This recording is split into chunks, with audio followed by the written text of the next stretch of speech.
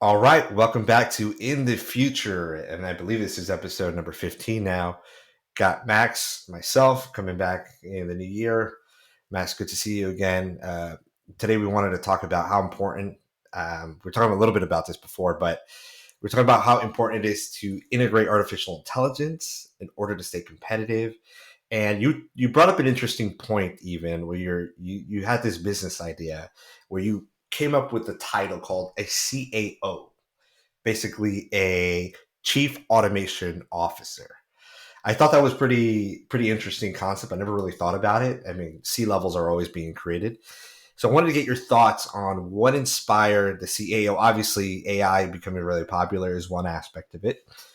Being that's going to be a business imperative. But what are your thoughts when you came up with the title of a CAO?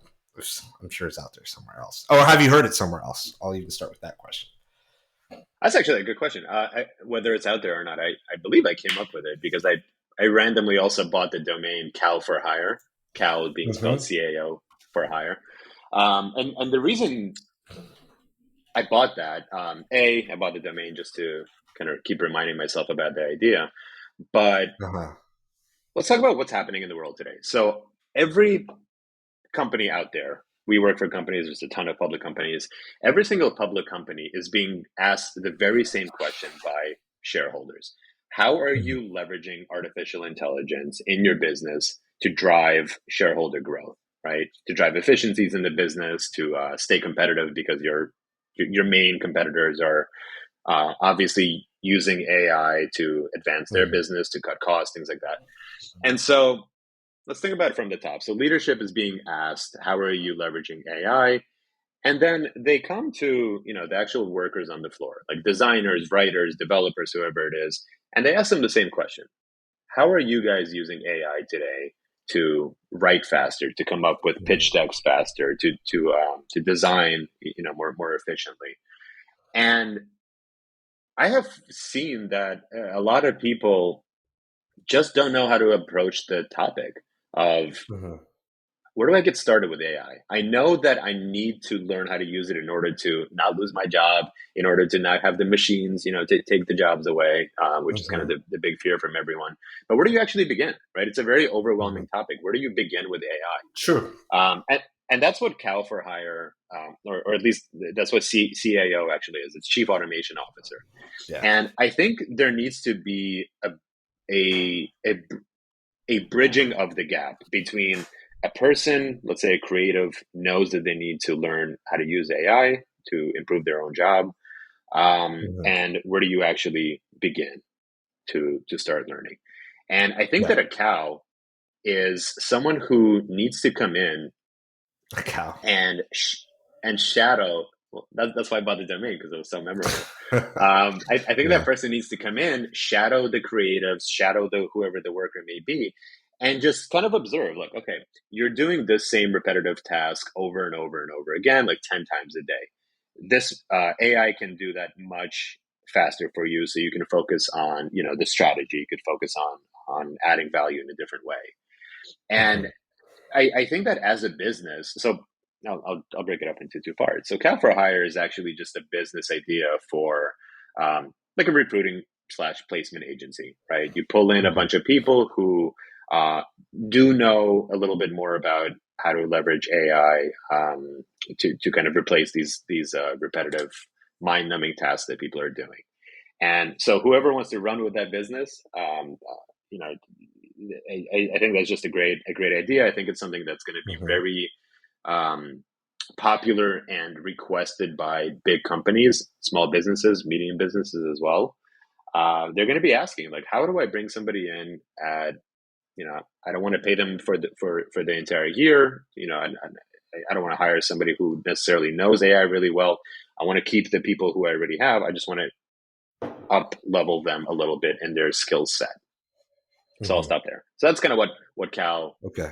what a cow is, and I think that that's a title that we're going to start seeing more and more Right. prevalently throughout different careers.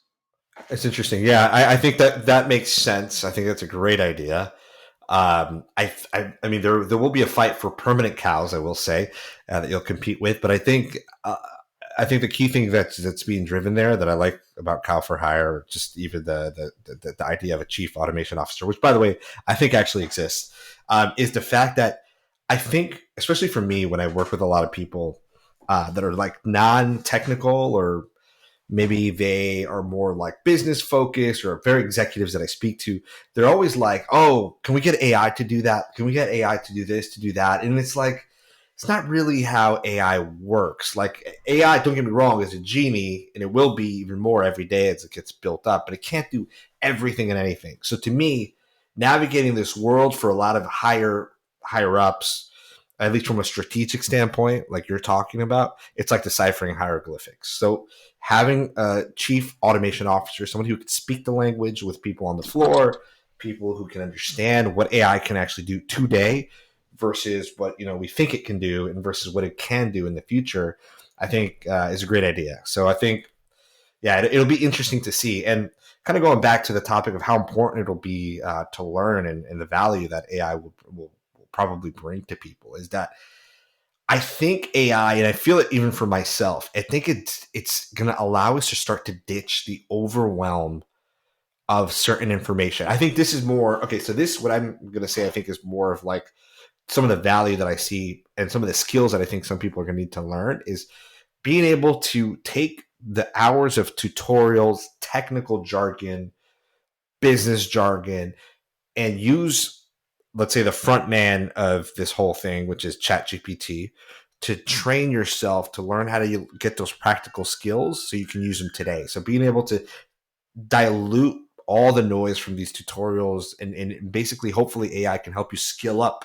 much faster and help you level the playing field. Like, for example, at work, when the new subject comes up that I have no idea about, I go on Chat GPT, or it could be Bard, and I can leverage AI to basically get an understanding where it makes me, at least, not like I won't be the expert on it, but enough to be dangerous with it in a pretty short amount of time. Like it could take me like 2 hours, and I Yeah, can have a conversation back and forth. So I think that's really powerful.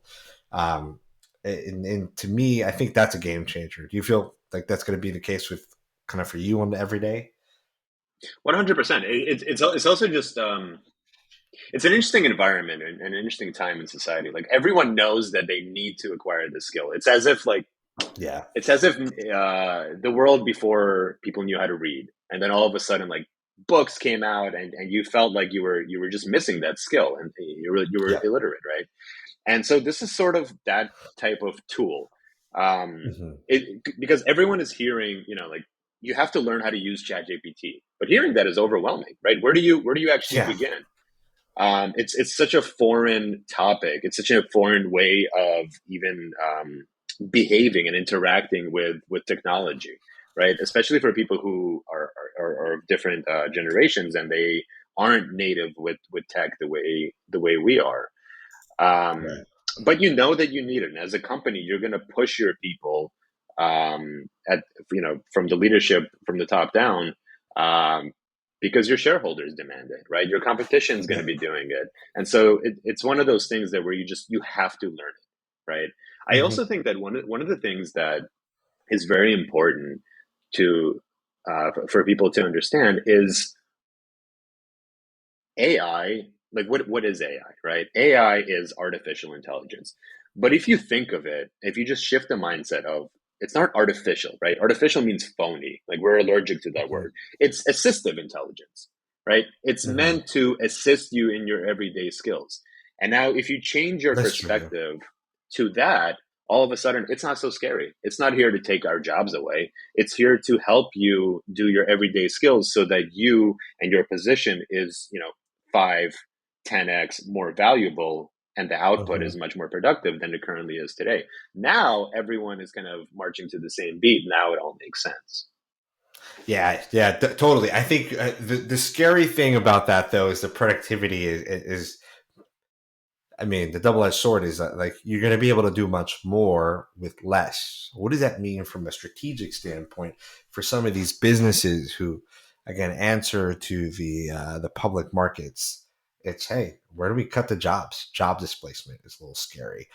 So I figured, like, there's two things. It's like either you as we move forward, part of kind of to your point, to having to understand these skills is probably going to increase your chances of not getting your job displaced, right? Because you can speak the AI language, you know how to use it for, double, triple your productivity, you know how to basically navigate the world of AI.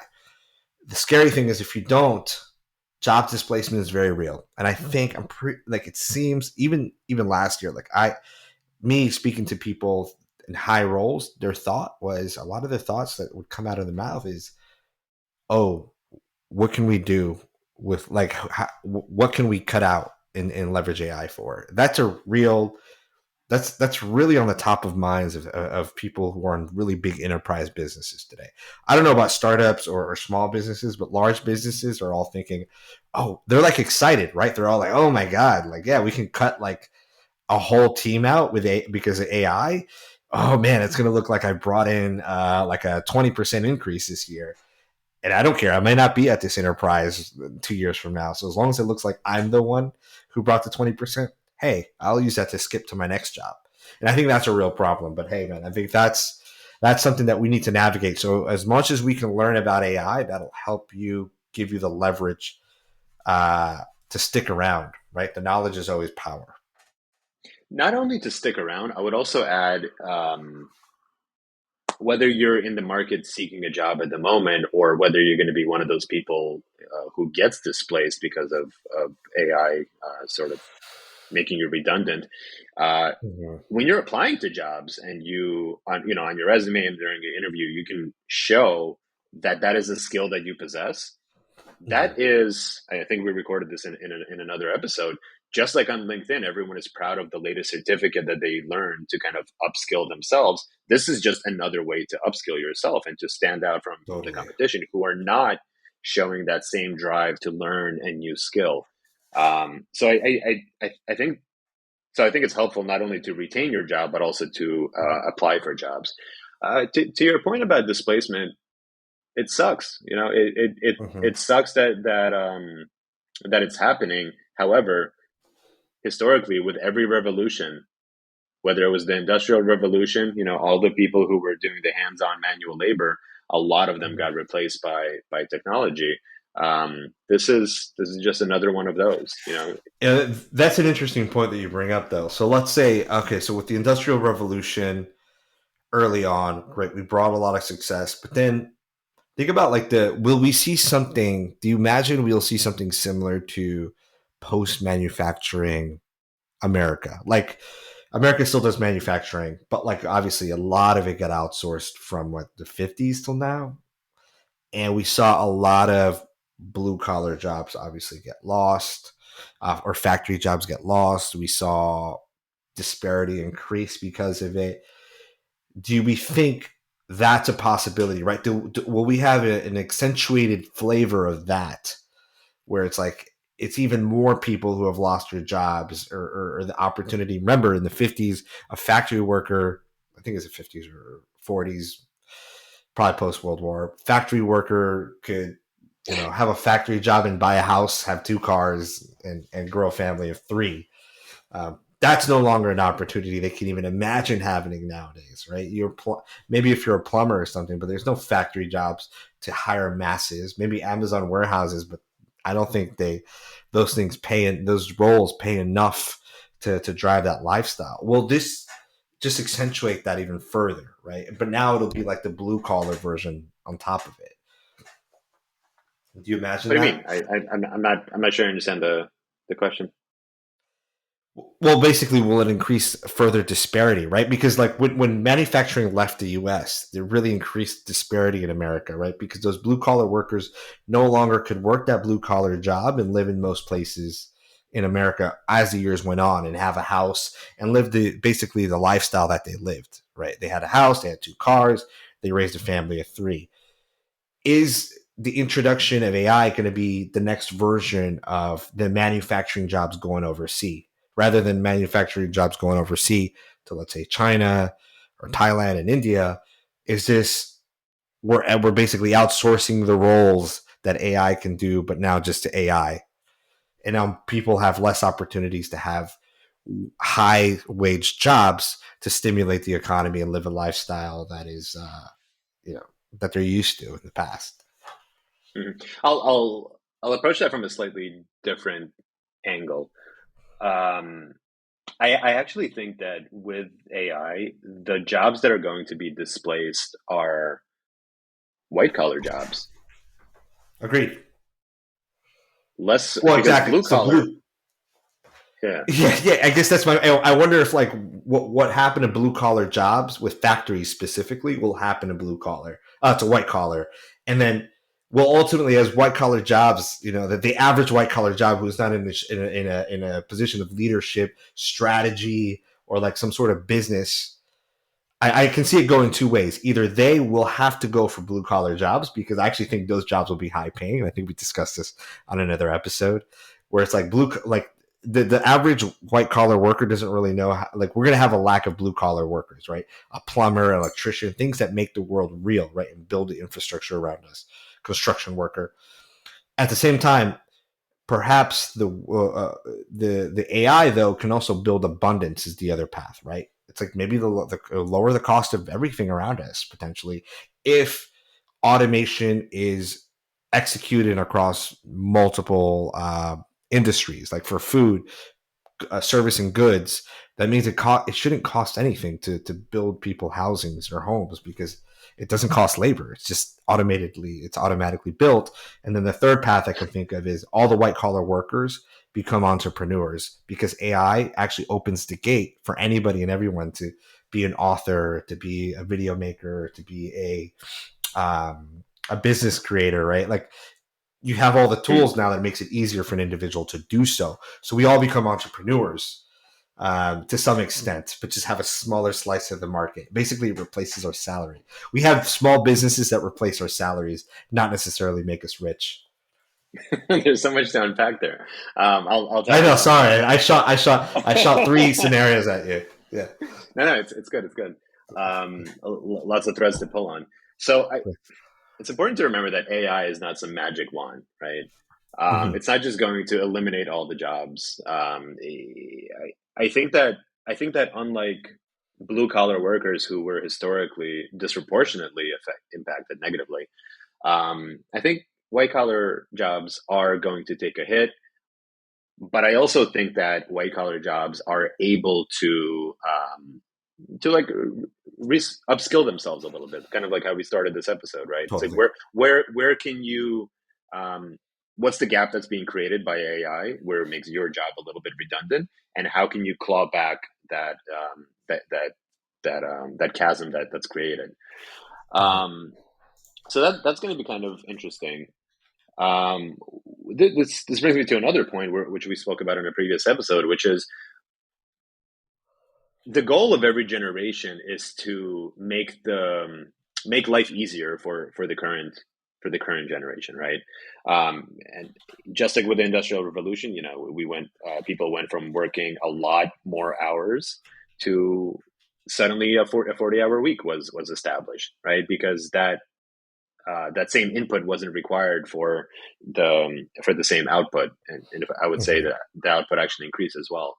So same thing here. Shouldn't the goal for everyone in society be how can we get people to work instead of 5 days now, 4 days, which is something we 4 days. spoke about. Um, 100%. Yeah. beyond that, isn't the goal for us for people to just be in a world where, hey, work if you want to work, volunteer if you want to volunteer and feel like you're contributing to society, but Mm-hmm. here's some universal basic income for you to live off of, which is something we also Yep. spoke about in another episode. And the reason that companies are able to contribute uh, and and pay for that, and yeah, and to fund that universal basic income is because the output is so much higher because artificial intelligence is being used to raise the productivity. So I think the world is going to change dramatically. I just don't think that people quite know how fast it's going to happen, or really to what extent it's going to happen. Totally. Um, I also think that maybe this is an opportunity for us to stop outsourcing a lot of those jobs, right? Because historically, things were outsourced to let's say like China or Vietnam, or India, because labor was so much cheaper, right? Mm-hmm. but now is the cost of labor a little bit better, right? A little bit more balanced because AI is able to do those jobs in the factory in the United States, and you have What would be the managers advantage who the advantage would be quality control, which is always the biggest complaint when you're outsourcing about something, outsourcing? right? True, true. Yep. There's quality control, there's language barriers. That's a whole other topic, right? Where Hmm. because technology, like Google Translate is just like the fundamental thing, right? That's bridging the gap in communication in people. Um, but you can like imagine Zoom. You go into Zoom and you could be speaking in a completely different language, and I could be Yeah, speaking English, and there's no barrier. It is as fluid yeah. as if we were speaking the same dialect. It's kind of like the That's AI very video I sent you, though, right? Like exactly. I could speak any language I want. And it just translates completely for you. And Yeah. so think about the opportunities that happen when the world becomes so much more connected. Like if you want to work with somebody in like Bangladesh or something like that, you can. Hmm. It's not a problem at Yep. all. But if we want to bring those jobs back to the U.S., to your earlier point, maybe now the cost of labor becomes less. Maybe you need fewer people who are kind of hands on, like at a GM factory, gluing Hmm. the glass windows, but maybe those people can elevate and become managers and they can oversee the machines, they can oversee a handful of people. So I think there's going to be opportunity for people to advance in their careers, but they have to get reskilled, right? And Yeah. so it brings up an interesting question of how do you reskill an entire population, right? Not only those people who are being displaced, but also people who want to be upskilled in different talents that they not talents in different abilities that they don't currently possess.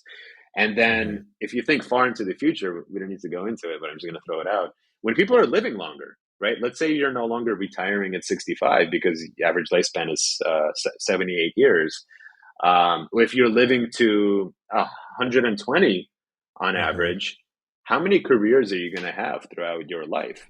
Which That's means true. you're going to have to get like you're not going to be let's say a writer or a designer for 80 years. That's ridiculous. The human psyche can't take that, and so we're Hmm. naturally going to progress to a world where people are gonna have to get reskilled throughout their career. And so, like this, I'm just talking about it because it's this whole issue of how do you reskill so many people, and there's different reasons for Hmm. why it's going to need to happen, but how do you tackle that? Are there going to be online platforms that do it? There's so many different business opportunities that are going to be born to be able to do this right and effectively. Yeah. 100%. 100%. And like, so I would ask you then with that question and the longevity and the thought of this in the far future, what are some of the ways you think are some key called tactic strategies for a person in a position of like, hey, they work in technology or marketing, white collar jobs similar to ours. How should they, or even in general, how should they navigate the next 10 years or so and beyond? What, like, any advice you would give with AI coming? Like, for example, my thought is, like, one of them for me is continuous learning. You said it. I'm taking it right straight from you. Like, stay updated on emerging technologies and industry trends. I think that's without a doubt you're going to have to do that. You can't coast. You cannot coast on your existing knowledge from, let's say, college or whatever it is, and not really try to be a continuous student and learning and acquiring new skills. What else do you think, if there's that, if anything? Maybe there's not. I think I'm way too dumb to answer that question for the next 10 Okay. years, but I can give some Yeah, high level things. general. Throw So out the years it away. Yeah, yeah, and this I think this advice applies to life in general, right? yeah. If so number one, stay curious, right? Yes. If you Couldn't have agree just more. curiosity in like always on your mind, you can be curious at the age of 12. You could be Hmm. curious at the age of 85, right? And that Hmm. curiosity can take you can open a lot of doors. B, it can just make you a more interesting. It will make you a more interesting person because if Yeah. you're curious, you read more, you consume more. You're just naturally hungry for for new knowledge, right? And that gives you an ability to talk about things, that gives you an ability to not get bored, which I think is a very big Hmm. part of it. So Always. obviously staying curious, It's a and win-win, okay, that how do one. you absolutely, and then how do you apply that curiosity to not become irrelevant when it comes to artificial intelligence? You just got to dive in. You just got to get started, Hmm. right? I'm Yeah. talking about this. I'm talking about this topic as if I'm fully knowledgeable on this. But for the longest time, they're not the longest time because AI hasn't been at the forefront, Right. until probably like what 2 years ago, where it became Hmm. really popular, mainstream. But I was like, where do I start? Where do I begin? Like, okay, ChatGPT, cool. Everyone says that it can help with writing, it can help with designing, it can help with brainstorming. But where do you begin? Even me, who's like fluent in technology, I was born in the right at the right time where things are just easier when it comes to adopting new tech. But Hmm. I didn't want to dive in. I was a little nervous about it. I was like, this seems like there's just so much that you don't know, and that's really it. Like you don't know what you don't know until you dive in. So Totally. like the easiest thing you do is just go on chat, like OpenAI, right? Chat GPT. Just Hmm. start playing around with this thing. What kind of Yeah. questions is it able to answer? And what's cool is it kind of grows with you, right? Like it's able to leverage your previous responses to just to give you better answers. And then it's kind of like where the it's like talking to a toddler. Like you Hmm. sort of you kind of understand, like, okay, what do they know, and then you communicate with them in a certain way, and then as it gets smarter and as you get smarter about how to communicate, it becomes a two-way communication, which is like fascinating. You can ask it questions, you can get different answers, you can save a lot of time, right? Just like personal time, not even just at work. Like to your point, Yeah. you take an article that can take you 12 minutes to, let's say 12 minutes to read. Imagine you can consume that article in 30 seconds and you Fast. learn Yeah. high level bullets about what you need to know about it. Like imagine one of my favorite. This is kind of a very niche situation, but whenever you're signing up for a new service like a cell phone service, you look at the see offer details and there's just pages and pages of legalese.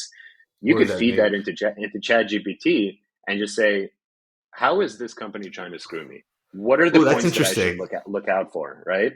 That's a And great now use all of a case, actually. sudden, Yeah. yeah. And now all of a sudden you're finding ways like, oh, I have to redeem this reward card within 72 days. Otherwise, I don't get this $500 offer that I'm actually signing up for. Right. So like it's sort of leveling the playing The field in a playing lot of field. Yeah. arenas. But until you dive in and you start interacting with this thing, or like going on YouTube, dude, there's some YouTube videos out there that I was watching the other day of just what ChatGPT can do. Hmm. I'm not even talking about the plugins, which should be a completely different episode. Plugins are going to completely change the game for Send me those ChatGPT. videos. I want to watch them if you still I have will, I them. will, I will.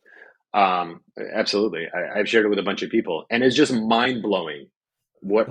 What an example of it's mind blowing. Like again, I keep saying it. You don't know what you don't know, and I was like, Right. Right. wow, this you can. There's a plugin where you can, or I think you could just say this to ChatGPT, like, hey, I have these 6 ingredients in my refrigerator. What can I cook from these ingredients? And it'll just tell Hmm. you This is an entire. vanilla chat. This is vanilla chat This is GPT. this is vanilla Chat GPT, and it'll Oh, just say, interesting. "Hey, here are some recipes that you can create with this," and then Hmm. you could tell it, "Hey, can you actually give me step by step like how to cook this thing?" Absolutely, and it just spits it out, and you can get lost in these conversations, man, because it's fascinating when you discover gold, right? You discover value add at such an extreme rate that it opens your eyes. And so I've been Love it. I've been going down the rabbit hole a little bit, but That's it incredible. it all kind of exactly, and it all just comes down to those two things: staying curious and just dive in, just get started. Like pretty much everything in life. Heck yeah, that's amazing, man. Totally. And I don't. We've got like a minute left or so. But the other thing I was gonna do as part of the whole advice piece as well is lean in. I would say into your human centric skills. So like obviously AI automates. Think about it. AI is really divided into two things: predictability and generating content. Predictability is being able to take a guess at what's going to happen in the future, score things, predict what's happening in the future. Currently, we also have Gen, which is what's been blowing up, which you guys know as ChatGPT, and that generates text content. It speaks back to us. It can understand human language. When you understand that, those are the two main categories of what AI can do for us to do is to predict things and then generate content. Those The things it can't do, though, are being able to have human skills like empathy, creativity, and to some extent, right? Arguably, creativity, critical thinking, problem solving, and collaboration. And then the other one would be like think about those relationships at work, like like human first relationship conversations are super important in the future. So I think, in my opinion, having interpersonal connections will be a super important skill that's going to be the difference between interpersonal skills and communication. I think are going to be some of the most valued skills while having the knowledge of AI in order for you to navigate a white collar industry like marketing and technology, and finance and all those other things that are kind of office based digital workspaces that we have today. Because if you don't have those things and you're just kind of hitting the switches, you're not a great communicator, you don't have interpersonal human skills, you're not thinking creative, you're not problem solving, well, then a lot of your value at work goes away, right? Because people want to work with great communicators, people they messed up. I actually think to some extent, a lot of success comes from people just like each other. That's really watering it down. It's more complex than that.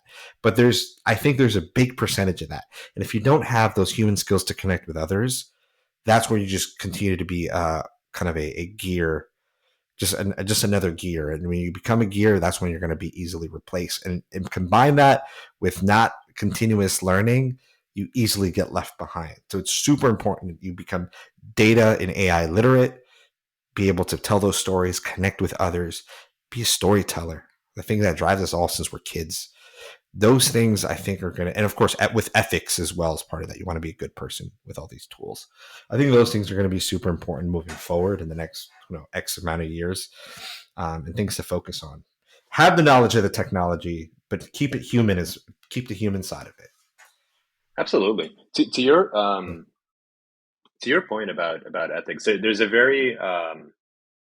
a lot of danger that comes with AI, right? And in the wrong Oh hands, yeah. inevitably we're going to see it used in bad ways. I Mm-hmm. highly recommend. Actually, IBM came out with a fantastic course. It's free. Um, Mm-hmm. that's focused on the ethics of AI.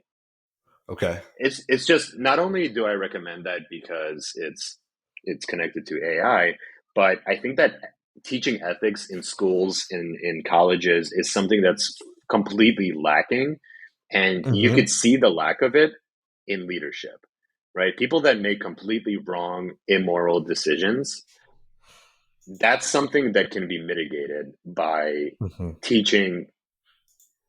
I don't want to say teaching values because that kind of waters it down, but it's like Mm-hmm. values. It's how do you interact with people? It's what do you care about? Is it empathy? Is it this? Is it that? And so I think that ethics in general should be taught better in society, but Mm-hmm. applying ethics to this unknown technology, which has so much room to grow and so many directions that it can um, stretch its tentacles into, it's so crucial for everyone to kind of understand all sides of it, right? Like see it from a 360 point of view. Uh, Yeah. Also, what I remembered one previous thing that you were saying earlier on. It really does like with AI becoming so popular in our society. It it allows people to just stretch their imagination to unbelievable depths, right? Because before, if you imagine something like, oh, well, I could grow this business or I could build this website. Yeah, but I need to hire a designer and a writer and a developer, and it's going to cost thousands of dollars.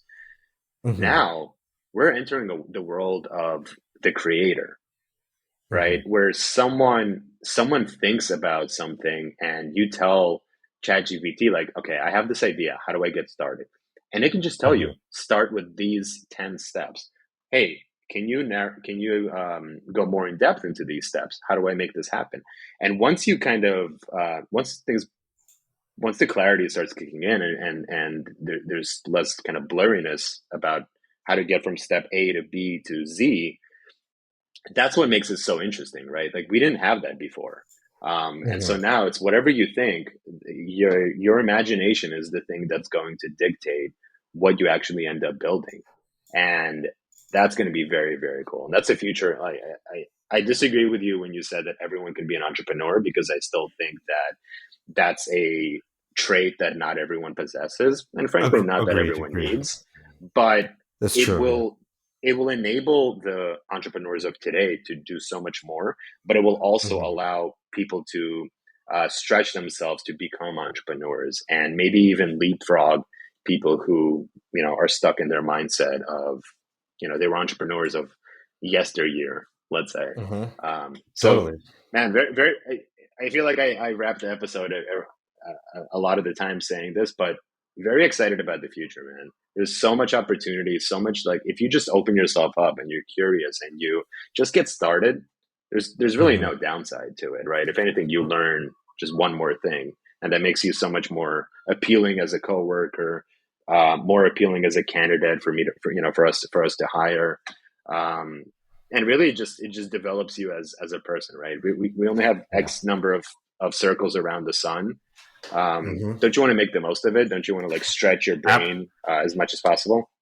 I would love to. Yeah, 100%. I do think it'll be. I think the future. I'm excited for it. I think it'll be exciting for us, our kind of character type. I think it'll be divisive for sure amongst many people, without a doubt. And I said this to somebody recently. It's like it could be a golden age, right? Because everybody think about like how pessimistic a lot of people are. It may not be everybody, but it's just that everybody's like, oh my gosh, there's world conflicts. Things are, AI is going to take over jobs and stuff. Well, think about like 1940 something when the world is in World War II. Nobody could have ever seen the golden years of the. I don't know if I call the 50s a golden year, but let's just say the 90s, right? Gold, like the 90s were a known kind of golden era of the United States, right? Post Cold War growth. You could have never imagined that back in like World War II, and even if you want to go even further back, right, like 1800s, like nobody would have, people would have thought like, oh, TV, this is the end of the world. Oh, the world's at war. This is the end of the world. It's done. You could have never imagined that there would be a golden age. And then I think the golden age that we may go into with AI looks like something that we just can't fathom today, because there's just a reality that isn't like the one we have today. And I'm not saying not to resist. Resist is probably a terrible word, but it's, you want to flow and be able to navigate the waters as we move into AI. And that means embracing certain changes the same way we should embrace new generations, new ideas, and be open to it. And that golden age might be an age of abundance and less work, like you say, right? Working 3 days a week, maybe, perhaps spending more time with your family. Everybody having an AI digital, I don't want to call it servant, but many Assistant. aspects of assistant. Yeah, assistant. There you go. Yeah, we call it, right. That's what we call technology. We have that today. Assistants that like make your that take away those nuances of your everyday life. Like think about, I mean, you may enjoy washing dishes, but maybe your dishes get washed automatically as soon as you're done eating them.